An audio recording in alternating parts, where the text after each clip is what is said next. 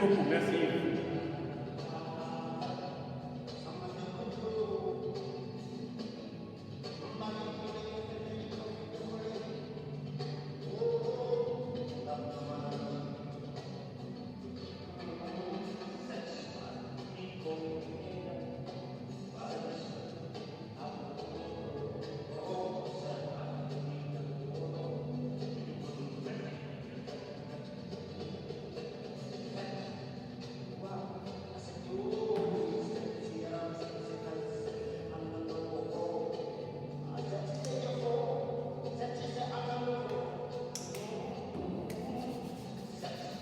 Voilà, dans un moment, nous allons démarrer un cours sur le point de vente et l'étude de la zone de chalandise. Le point de vente et l'étude de la zone de chalandise. Dans un moment.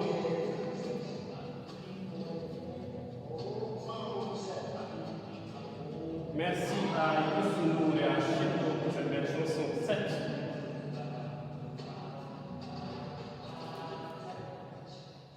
Merci beaucoup. Dans un moment, nous allons démarrer un cours, comme je vous le disais, sur le point de vente et l'étude de la zone de chalandise.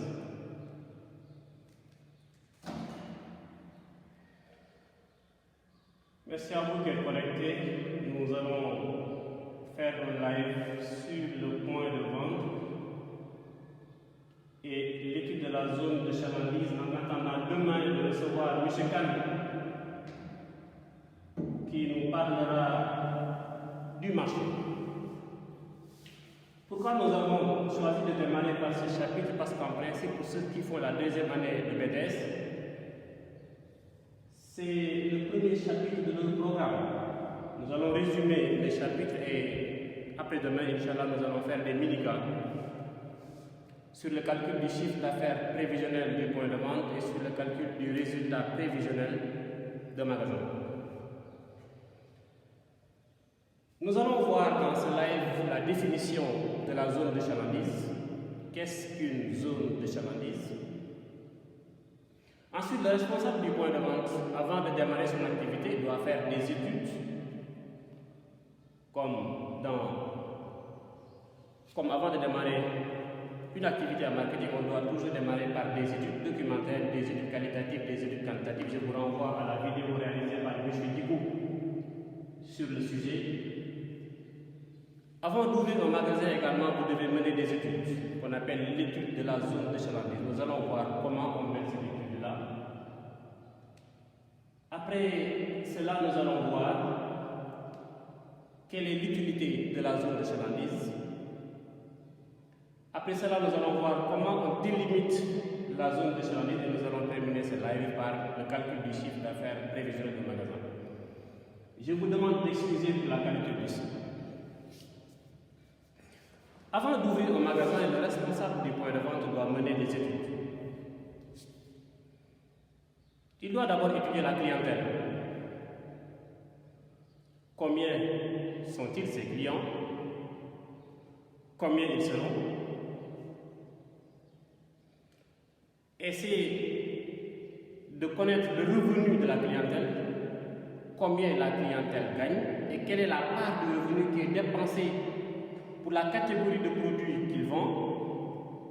S'il s'agit d'un magasin spécialisé, ou bien toutes les catégories de produits qu'ils commercialisent, il s'agit d'un supermarché, d'un hypermarché, ou bien d'une grande surface spécialisée, ou bien d'un magasin qui vend plusieurs articles.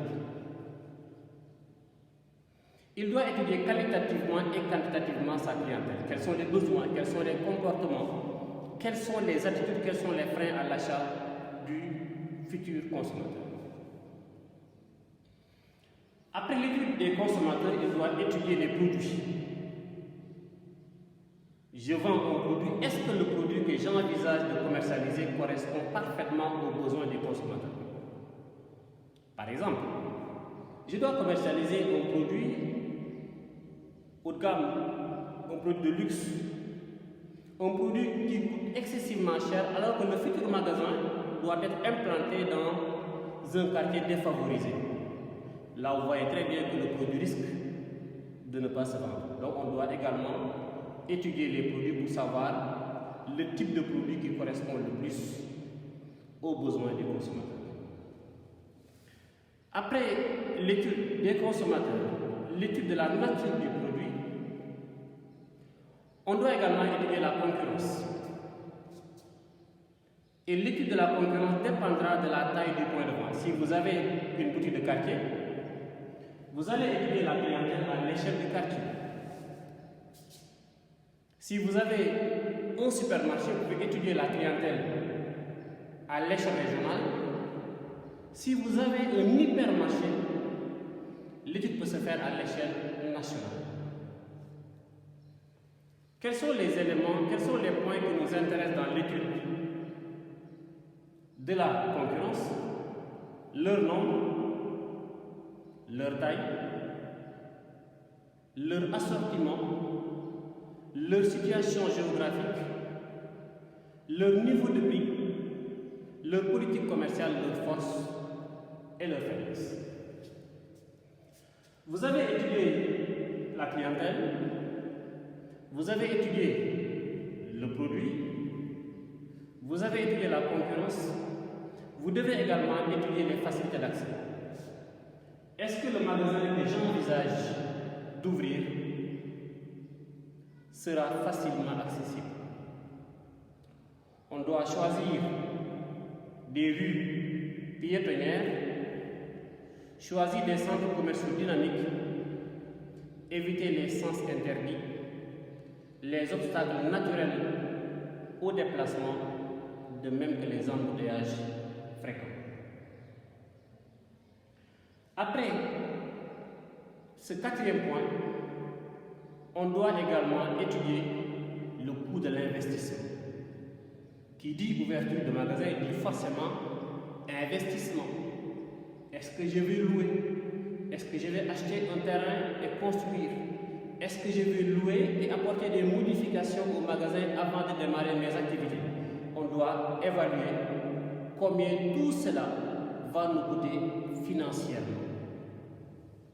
Donc voilà les 5 points à étudier avant d'ouvrir un point de vente. Je résume. Vous devez étudier la clientèle, c'est normal.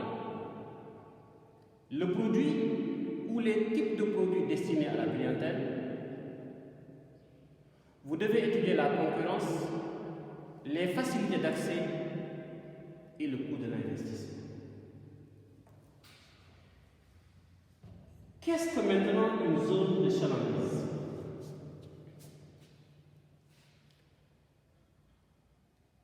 J'ai mon magasin dans un quartier A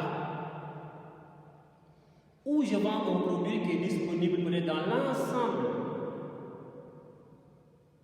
des points de vente des autres quartiers. Je ne m'attends pas donc à ce que les clients quittent les autres quartiers pour venir acheter chez moi si nous avons les mêmes niveaux de prix et les mêmes niveaux de service.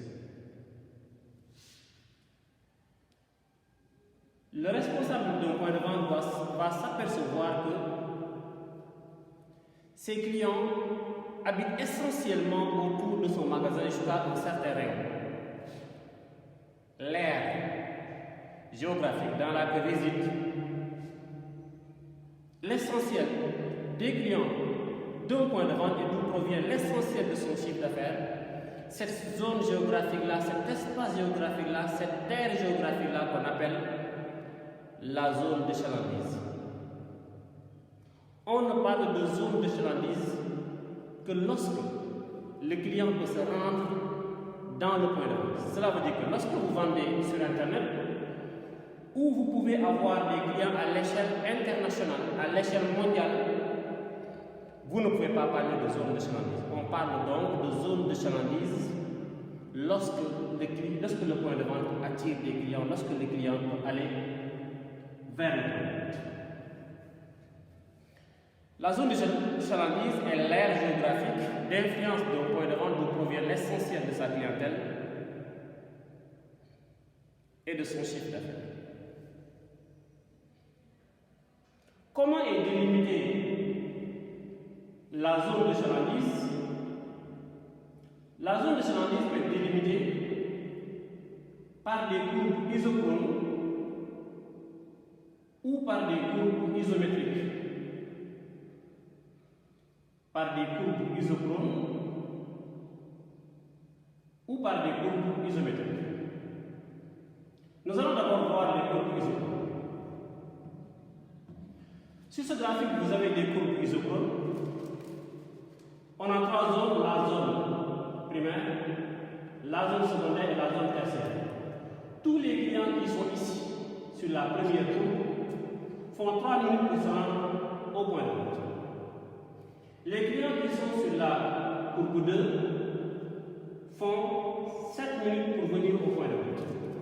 Ainsi de suite, ainsi de suite. Les courbes isochrones, ce sont des courbes tracées autour du point de vente selon la durée nécessaire que le client effectue pour aller au point de vente. Courbes isochrones. Nous avons également des courbes isométriques. Des courbes isométriques, ce sont des courbes tracées autour du point de vente à égale distance. Ici, nous avons la zone primaire, la zone secondaire, la zone tertiaire. Ici, nous avons le point de vente. Ceux qui sont là font, par exemple, disons, sont à 2 km. Ceux qui sont là sont à 7 km. Et ceux qui sont là sont à 15 km.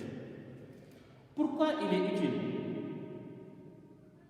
de subdiviser la zone de chalandise en sous-zones primaire, secondaire et tertiaire? Celui qui habite à 500 mètres du point de vente n'aura pas forcément le même comportement que celui qui habite à 8 km du point de vente. De la même manière, si nous prenons les courbes isochrones,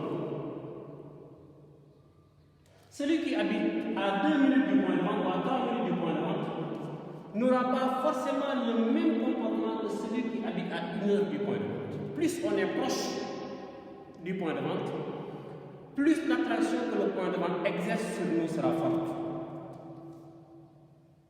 Plus on est proche du point de vente, plus l'attraction que le point de vente exerce sur nous sera forte. Excusez-moi. Je laisse le noter. Raison pour laquelle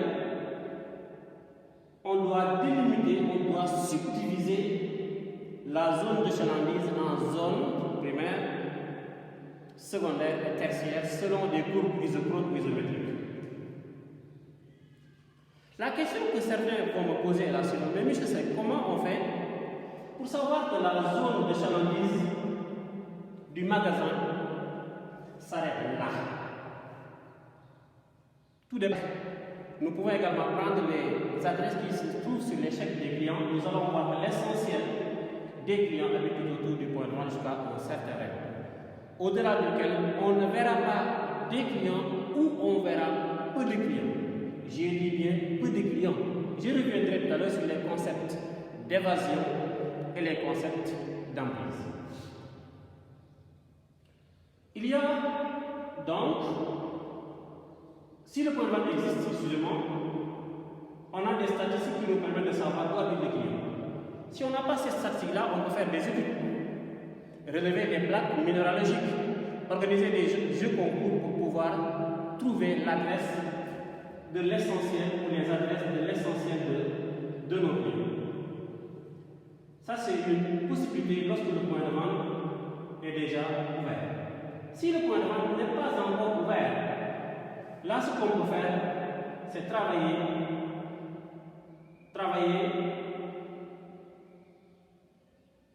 par analogie. Ça veut dire quoi? Michel Mansour Diallo a un magasin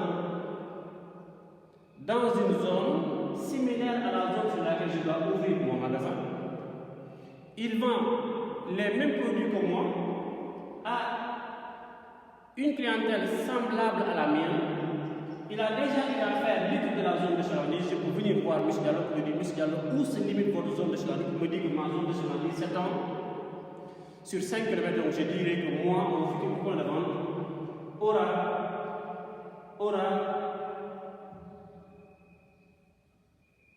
la même zone de chalandise. Merci, M. Diallo. Merci à tous ceux qui nous suivent. C'est une participation.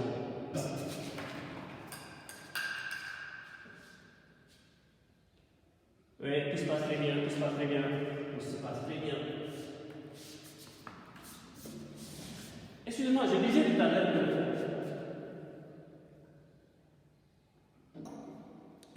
l'heure quelle est l'utilité de la zone de surveillance? La zone de surveillance est utile à plusieurs titres. Elle nous permet de savoir qui sont nos concurrents. Dans cette figure-là, si on a un concurrent qui est là, et des concurrents qui sont en dehors de cette zone, les concurrents les plus sérieux sont les concurrents situés à l'intérieur de la zone de surveillance. Donc la zone de surveillance nous permet de connaître nos concurrents les plus sérieux. Elle nous permet également de connaître nos clients. Les clients de ce point de vente-là sont les clients qui sont à l'intérieur de la zone en majorité et pas les clients qui sont ici. La zone de surveillance nous permet de mieux cibler nos campagnes de communication. Si on doit distribuer des prospectus, si on doit faire une campagne d'emailing, si on a la liste des mails des clients qui sont là, il est préférable d'envoyer des mails, de distribuer des prospectus aux clients habitant ici qu'aux clients habitant en dehors de la zone de surveillance. La zone de surveillance nous permettra de mieux assortir notre point de vente. Après avoir étudié les besoins des clients habitant la zone là, on va vendre dans notre point de vente les produits correspondants aux clients habitant à l'intérieur de la zone et non des produits correspondant aux besoins des clients habitant en dehors de la zone de surveillance. La zone de surveillance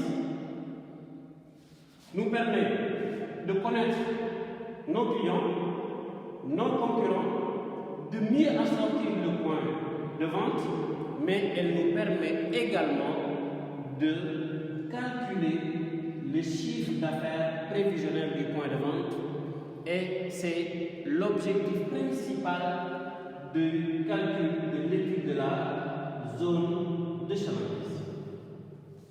Comment on calcule le chiffre d'affaires prévisionnel d'un magasin? Pour calculer le chiffre d'affaires prévisionnel d'un magasin, on va suivre une démarche en 6 étapes, en 6 phases. La première phase, c'est de dénombrer le nombre d'habitants ou le nombre de personnes par ménage. On dénombre le nombre d'habitants de la zone et le nombre de personnes que nous avons dans chaque ménage. Ceci nous permettra soit de connaître le nombre de ménages vivant dans la zone de surveillance ou bien le nombre d'habitants vivant dans la zone de surveillance. Le calcul peut se faire soit à partir du nombre d'habitants, soit à partir du nombre de ménages. Après cela, si vous voulez calculer, si vous voulez passer par la méthode du nombre de ménages, vous calculez le nombre de ménages. Pour avoir le nombre de ménages, il suffit de diviser, excusez-moi, le nombre d'habitants par le nombre d'habitants par ménage. La zone fait 6000 habitants. Dans chaque ménage, nous avons 6 habitants. Cela veut dire que le nombre de ménages est égal à 1000, c'est-à-dire 6000 divisé par 6 est égal à 1000. Après cela, on va identifier la dépense moyenne nationale pour le produit ou bien pour les produits qu'on envisage de commercialiser et les IDC, indice de dépenses commercialisées. Je donne un exemple. Je veux vendre des produits de ce genre. Des gels, le magasin spécialisé dans la vente de gels. Je calcule la dépense moyenne nationale en gel. Supposons que ce soit 25 000. La dépense moyenne nationale d'un Sénégalais en gel est de 25 000 par an. C'est une moyenne. Et vous savez que toute moyenne cache des disparités. Toute moyenne cache des disparités. Certains dépenseront plus de 25 000, d'autres dépenseront 25 000, d'autres dépenseront moins de 25 000. Pour avoir la dépense de la zone dans laquelle vous voulez ouvrir votre magasin, vous allez calculer l'IDC, l'indice de dépenses commercialisables. L'IDC mesure l'écart entre la dépense moyenne nationale et la dépense de votre zone. Pour avoir la dépense de votre zone, qu'on appelle la dépense locale, il faut multiplier l'IDC par la dépense moyenne nationale. Exemple, la dépense moyenne nationale d'un Sénégalais en gel est de 25 000. L'IDC de Mamel est de 1,4. Pour avoir la dépense au Mamel, on prend 35 000, on prend 25 000 multiplié par 1,4. Donc l'IDC corrige la dépense moyenne nationale afin d'obtenir la dépense locale. Donc vous avez maintenant calculé la dépense moyenne nationale et l'IDC de la région, de la ville ou du quartier dans lequel vous voulez implanter votre magasin. Vous pouvez maintenant calculer le chiffre d'affaires potentiel de la zone qu'on appelle également le marché théorique. Je préfère marché théorique ou DC, dépenses commercialisables. La dépense commercialisable peut s'obtenir de deux manières. Si vous passez par le nombre de ménages, dépenses commercialisables égale, notez bien, nombre de ménages multiplié par dépense moyenne nationale par ménage multiplié par IDC. Si vous passez par le nombre d'habitants, dépenses commercialisables égale nombre d'habitants fois dépense moyenne nationale par habitant multiplié par l'IDC. Voilà l'IDC, voilà la DC et comment on calcule le chiffre d'affaires de la zone, mais je préfère moi parler de marché théorique. Le marché théorique, c'est pour l'ensemble de la zone. Je reviens à mon graphique. Le marché théorique, c'est pour l'ensemble de la zone. L'ensemble de la zone primaire, zone secondaire et zone tertiaire. Ce n'est pas votre chiffre d'affaires, c'est le chiffre d'affaires de l'ensemble des magasins qui sont dans la zone. Alors, comment on fait maintenant pour en arriver au chiffre d'affaires de notre magasin? Il faut d'abord évaluer la part des concurrents et l'évasion commerciale. Il faut évaluer la part des concurrents et l'évasion commerciale. Qu'est-ce que l'évasion commerciale? J'habite dans la zone là, ne veut pas dire forcément que je vais acheter dans la zone. Je n'ai pas habité dans la zone. Le matin, je me réveille et je vois dans la presse ou sur internet qu'un magasin qui est en dehors de la zone organise une campagne promotionnelle. Je peux aller acheter en dehors de cette zone de sur la liste qu'on appelle l'évasion de la zone, l'évasion, ce qu'on appelle le taux d'évasion. J'ai envie de tousser mais je n'ose pas. Si nous enlevons du marché théorique la part des concurrents et l'évasion commerciale, ce qui reste va constituer le chiffre d'affaires prévisionnel de notre magasin. Voilà pour ce premier cours, comment on calcule le chiffre d'affaires du magasin, comment on calcule, comment on détermine, comment on délimite la zone de chalandise. Donc je vous donne rendez-vous demain avec M. Kane qui va revenir avec vous sur le marché, Inch'Allah, après-demain. Personnellement, je reviendrai encore pour des études de cas cette fois-ci. Merci à vous et à très bientôt. N'oubliez pas de respecter les consignes, de rester chez vous et de réviser. Respectons les consignes, restons chez nous et révisons. Merci. À demain, Inch'Allah, avec M. Kane.